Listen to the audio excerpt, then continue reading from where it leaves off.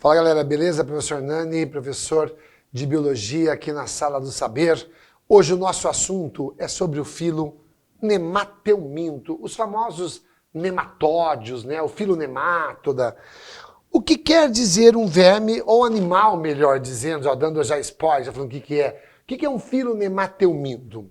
Filo Nemateuminto é o filo que compreende os animais vermiformes, os vermes cilíndricos. Para eu poder, e eles podem ser microscópicos ou macroscópicos, tá? E para eu poder demonstrar isso, eu vou pegar aqui um dos nematódios mais conhecidos no Brasil, porque isso já foi um grande problema de saúde pública. Ainda é em muitos lugares, né? Que é a famosa lombriga, o Ascaris lumbricoides. Vamos lá. Ascaris lumbricoides. Eu digo assim, por que já foi um grande problema? Porque nós já tivemos situações de saneamento básico bem pior no Brasil. Hoje até que está um pouco melhor. Então, né, aqui você está encontrando, ó, este verme tem alguns centímetros, mais ou menos uns 20 centímetros, tá? E aí você está observando aqui, ó, o filo, né, o verme. Ele tem esta cutícula, esta capa, que acaba envolvendo o verme, que é uma cutícula contínua proteica. Inclusive, ela é secretada pelas células da epiderme. Então ele apresenta esta cutícula. Isso aqui é uma proteção que ele possui contra o suco estomacal dos animais que ele parasita. Sei que na escala evolutiva ele está mais protegido, né? E ele é o primeiro filo que você vai encontrar, já vou colocar as características dele, ó, boca e ânus. É a primeira vez que isso ocorreu no reino animal.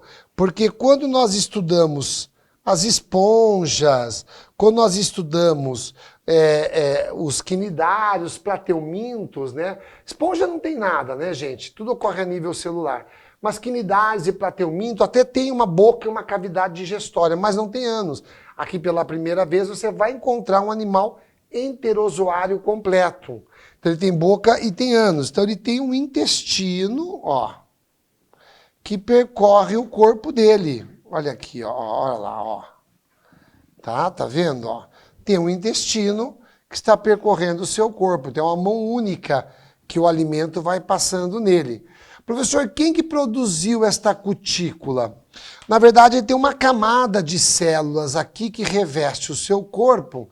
E estas células, que é a sua epiderme, elas são células plurinucleadas, ó. Porque quanto mais núcleo uma célula tem, mais síntese proteica, porque no núcleo está o DNA que tem informação para a produção de proteínas.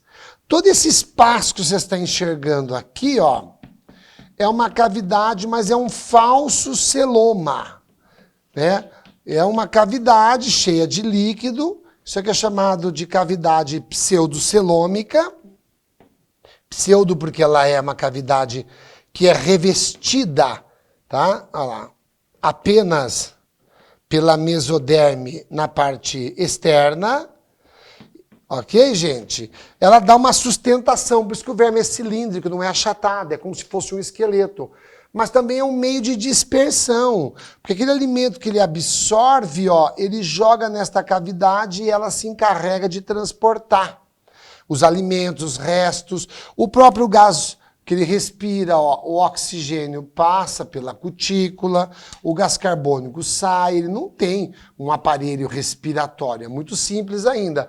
Tem uma camada de músculo que reveste o seu corpo, ó, logo abaixo da epiderme, ele tem uma camada de musculatura, e esta musculatura como percorre toda a extensão do seu corpo, este músculo passou a ser chamado de músculo longitudinal. Então, a epiderme originada pela ectoderme, o músculo originado pela mesoderme e o intestino originado pela endoderme.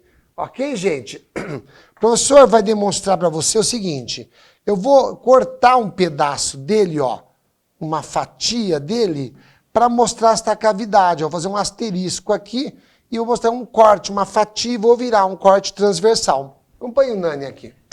Vamos lá. Então, aquele asterisco ali, ó, é este asterisco aqui.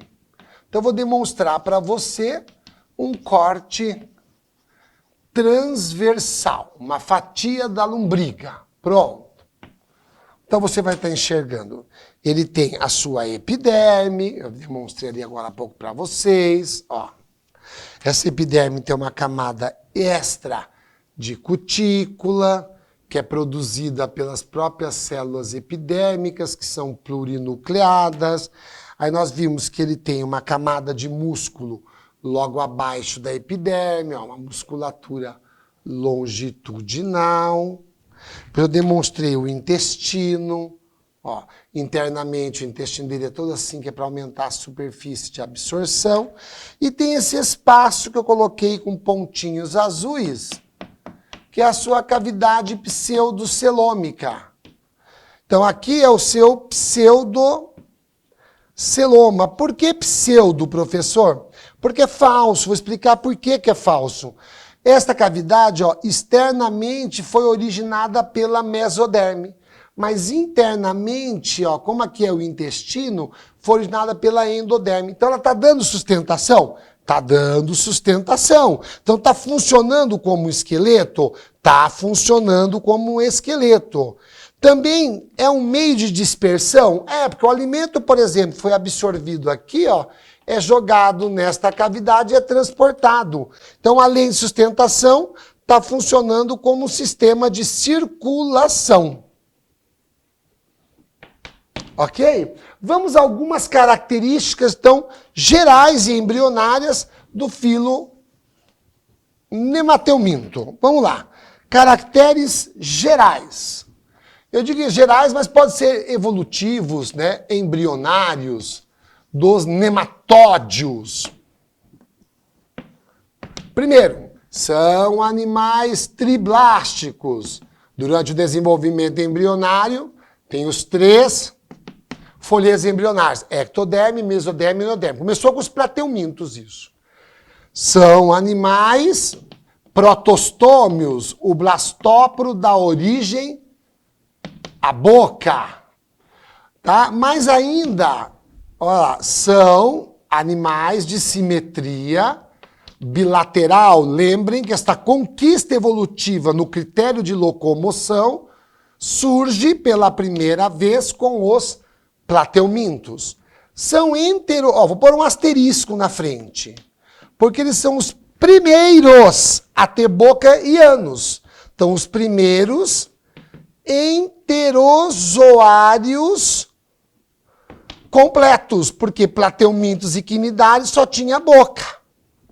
Então, não é por ser protostômio que não tem ânus. São os únicos chamados de pseudocelomados.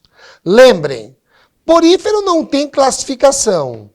Quinidário não tem mesoderme, não há classificação quanto ao celoma. Plateuminto é o único triblástico acelomado e Nemateuminto é o único triblástico pseudocelomado. A partir de moluscos, eu tenho animais triblásticos celomados. E quanto ao habitat dos... Eu vou pôr no plural, habitats.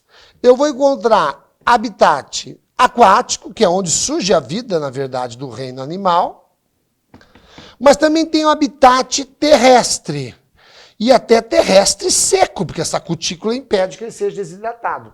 E vou pôr aqui ainda orgânico, porque eles são parasitas, inclusive, de vegetais, não só de animais. Ok? Vamos à fisiologia dos nematódios. Como é que é a vida deles? Para depois falarmos de algumas verminoses. Então, a fisiologia. como é que vive um nematóide. Gente, quando eu falo de animal, eu sempre costumo dizer isso para os alunos. Eu começo pela digestão, porque animal, para tudo que ele tem que fazer, tem que ter energia. Então começamos sempre pela comida. Então vamos lá, digestão, sua primeira fisiologia. Eu vou escrever aqui, ó, digestão completa, porque é o primeiro de mão via única, pouco intestino e ânus. Quanto para ele obter, então ele tem boca, tem faringe, tem esôfago, tem estômago, tem intestino, tem ânus. Para ele poder transportar esse alimento, ele absorve pelo intestino, cai na cavidade pseudocelômica. Então, pela primeira vez, estou falando que é um animal que tem uma atividade de circulação. Ó, porífero, né, gente? É muito simples, não tem nada, é tudo a nível de célula. Quinidase e plateuminto é por difusão, vai de célula para célula. Aqui já tem um líquido que transporta. Então a circulação é pelo líquido pseudocelômico. Então ele já tem um meio de transporte. Aí esse animal precisa quebrar esses alimentos para obter energia. E isso nós chamamos na biologia de respiração. Esta respiração, você sabe que existe nemateumintos, assim como existe plateumintos que habitam o intestino de animais que podem ser chamados de anaeróbicos, não usam oxigênio. Mas os que usam oxigênio, a respiração é por difusão. As trocas gasosas ocorrem pela superfície. Quarta característica fisiológica: quem come, transporta, utiliza, produz restos. Excreção. Os nematódios têm uma célula gigante na região ventral que desenvolve e forma um tubo como se fosse uma letra H. Então ele tem uma excreção pelo tubo excretor, que passou a ser chamado de tubo excretor H. Só que, por favor, esse tubo ele só tem saída, ele não tem entrada. Então é uma estrutura primitiva, ainda é um protonefrídeo. Por que isso? Ó, o termo proto vem de primeiro, de primitividade. E a palavra nefrídeo está sempre relacionado com a excreção. Por exemplo, nos plateumintos nós temos uma célula que faz a excreção, chamada de célula-flama ou solenócito. Só que ela também não tem entrada, tem que passar pela membrana da célula e sair por poros. Então é um nefrídeo primitivo, é um protonefrídeo. Nos chamados nematódios também tem um tubo excretor que tem um poro de saída, mas a entrada tem que atravessar a membrana. Se ele não tem uma estrutura de entrada, ele é primitivo. Só tem estrutura de saída. Ele é um protonefrídeo, o tubo excretor H. Continua. Vamos lá. Agora nós vamos falar de outra característica dele, que seria literalmente a sua... vou chamar aqui a quinta característica. Reprodução. Olha, gente, na reprodução deles é uma reprodução gâmica, ou sexuada, né? Que ocorre com a participação de gametas. Então, eu vou pôr aqui uma informação, ó. Seres dioicos. Tem, professor, algum hermafrodita? Até tem. Mas eu vou grifar a palavra dioico, porque a maioria é de sexo separado. Hermafrodita monóico é uma menor quantidade. E além de serem dioicos, muitos deles apresentam o que nós chamamos de, olha só, dimorfismo sexual. O que você quer dizer com isso, professor? Eles têm diferenças entre o macho e a fêmea, bastante notória. Eu vou demonstrar a lombriga já já, o macho e a fêmea, como é que ocorre. Portanto, se tem macho e tem fêmea, ele tem uma fecundação cruzada. Por favor, as tênias São um dos poucos animais hermafroditas que tem a chamada autofecundação ou fecundação direta. Porque no reino animalia, mesmo os hermafroditas, a maioria esmagadora tem que se juntar a um outro hermafrodita, que é chamada fecundação indireta ou cruzada. Como aqui a maioria é macho e fêmea, obviamente que a fecundação é cruzada, tem a mistura, a cruza dos dois, que é chamada fecundação indireta, que é importante, porque aumenta a variabilidade genética. Quanto ao desenvolvimento da cria. Quanto ao desenvolvimento da cria, se eu estou falando de verme parasita, gente, é porque ele é mais primitivo que um animal de vida livre. Todo animal parasita, ou todo ser vivo parasita, ou todo ser parasita, que eu não posso chamar um vírus de ser vivo, né? Porque nem todo mundo o considera, todo parasita, ele precisa do outro. Então ele não é indivíduo, ele não é desenvolvido, porque ele necessita do outro para sobreviver. Então, se ele é um indivíduo parasita, ele é um verme, é porque ele é inferior. Então, o seu desenvolvimento de sua cria não nasce cria pronta. Ela nasce uma cria larva.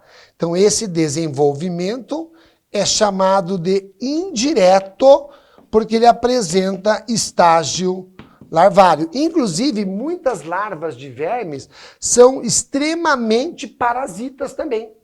Então, quando um animal não tem estágio larvário, a cria nasce pronta, este é um critério de evolução na vida animal do planeta.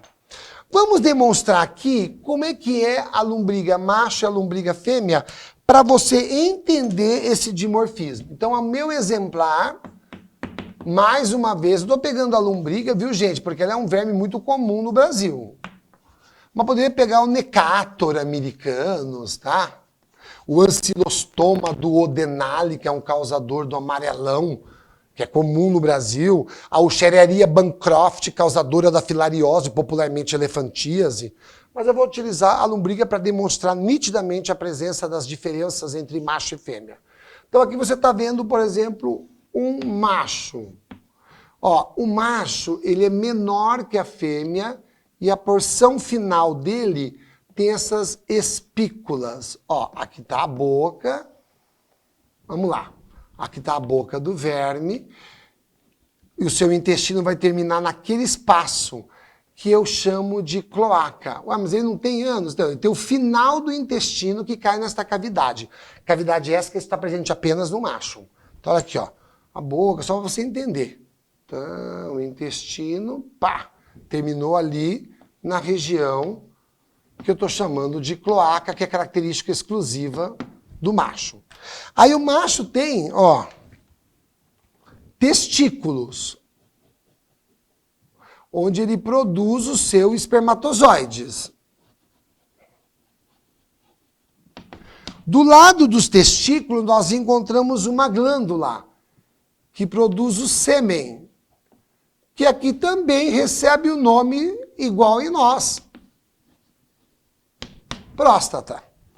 E tem um ducto, um canal onde ele pega esse gameta, o ducto ejaculatório.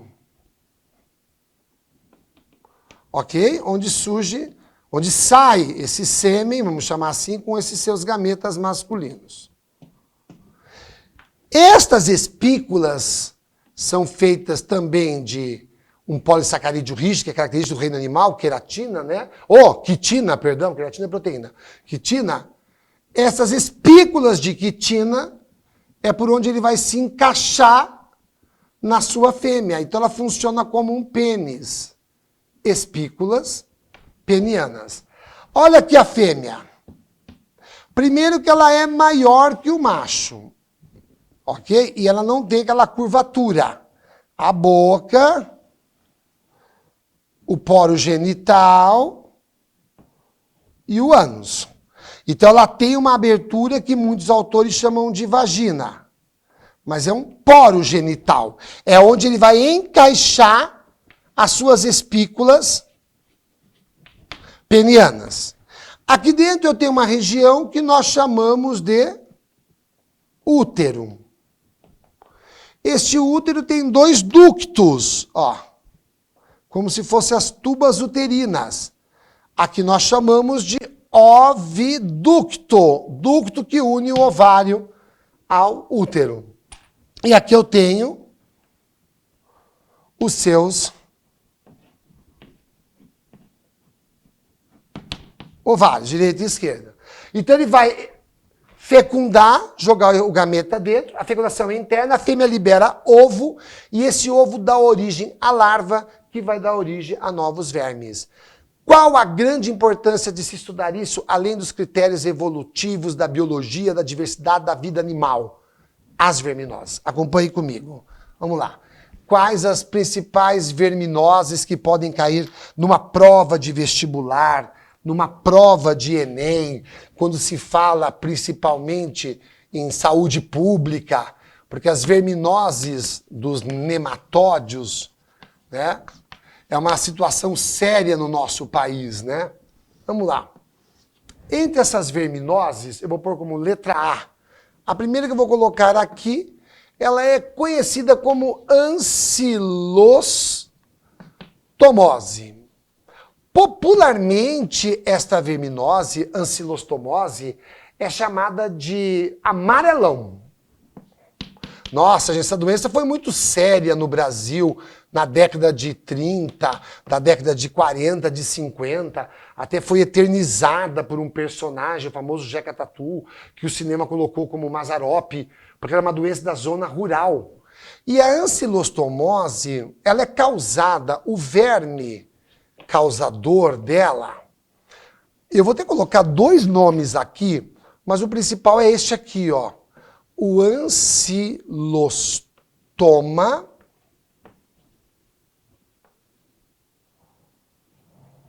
duodenale. Ancilostoma. O termo duodenale porque ele ocupa o duodeno, a primeira parte do nosso intestino.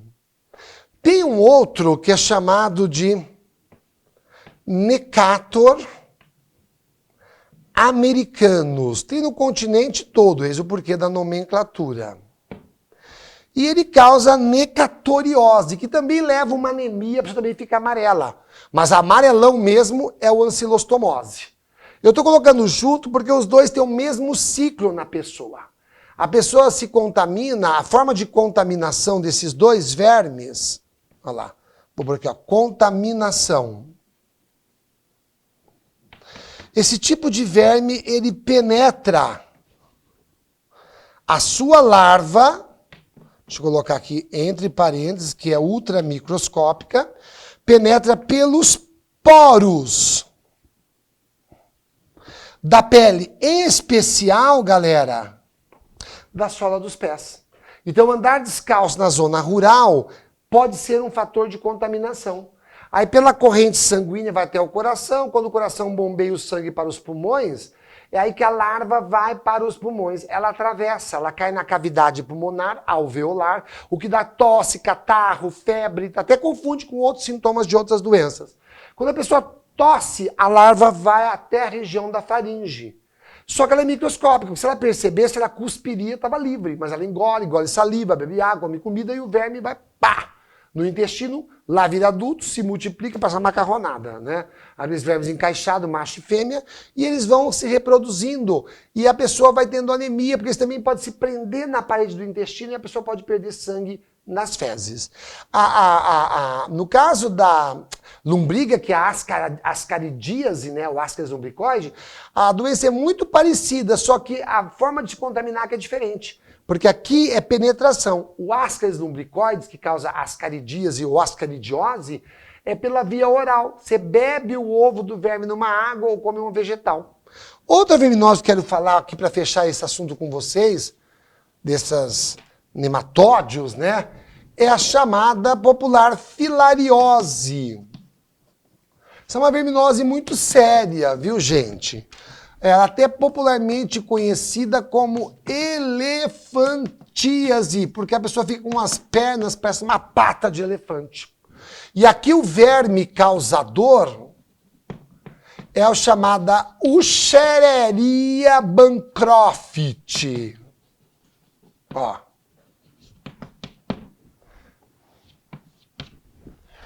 A forma de contaminação, olha o que eu vou escrever aqui, ó, vetor. Porque aqui existe um agente que transmite a doença. E é o mosquito Culex. É ele que transmite para nós. E a larva é chamada de larva filária. Por isso que a doença é filariose. Ela geralmente se instala na nossa circulação linfática. Pode estourar os vasos linfáticos, vazando linfa no espaço intersticial. E tem situações que a única solução é amputação do membro para que a pessoa consiga sobreviver. Beleza, meus queridos? Um grande abraço para vocês do professor Hernani, aqui da Sala do Saber.